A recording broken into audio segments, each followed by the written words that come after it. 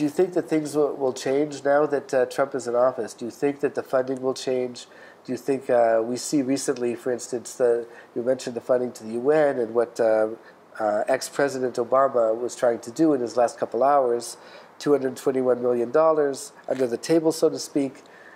Now that's being shut off, temporarily at least.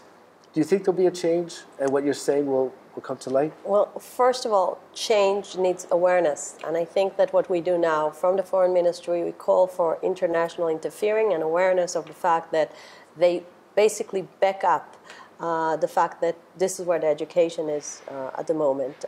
Let me show you how far it goes, okay? Please. This year, Israel found that. This is a toy. This is a toy of a Shahid. He holds a rock, and he has a picture of Al-Aqsa, which means they should fight in a violent way in order to get to Jerusalem. And we see that also in baby songs. We see that in other instruments that children are being raised on. And I think that when you see that, I think this is part of what we should fight. I would say the young children. What are their heroes?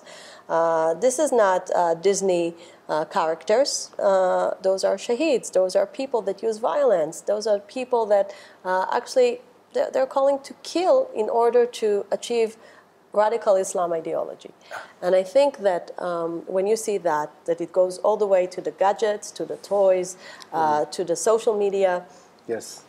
You see it all around. We need to fight in few fronts. We need to fight that. Absolutely. So let me describe the fronts. I think one of the fronts is the fact that some of the European governments are now realizing that sponsoring the Palestinian Authority, while they do both poisoned education and obviously when they give also part of their funds to terrorists, to convicted terrorists and their families, this is something that can be done anymore. We saw the British government that deals with that by actually promoting legislation that wants to forbid any circumstances. That was welcome. Yes, that was welcome. We see that also in few other European governments, and I want to see that as a systematic rethinking in Europe.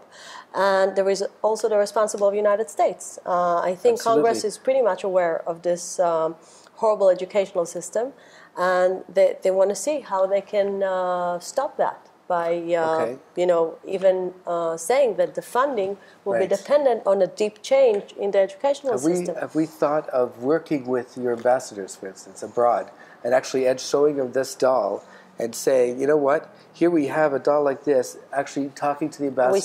We send it to our embassies, yes. Absolutely, they should, because now, even though many of the ambassadors lean to the left, I've noticed, nevertheless, this is something that... This is not a matter of left or right. Exactly. This is, actually, you know something? I think that one thing is in common to right and left in Israel. Yeah. We both want to have peace. I think Absolutely. that I'm as a right-winger, I can tell you that the thing I'm proud more than anything is the fact that the leader of the Likud, Menachem Begin, was the one that actually achieved the first peace agreement with Egypt, which looked totally impossible those days. And I think this is part of it. Part of it was the fact that there was a leadership that was actually calling to stop bloodshed.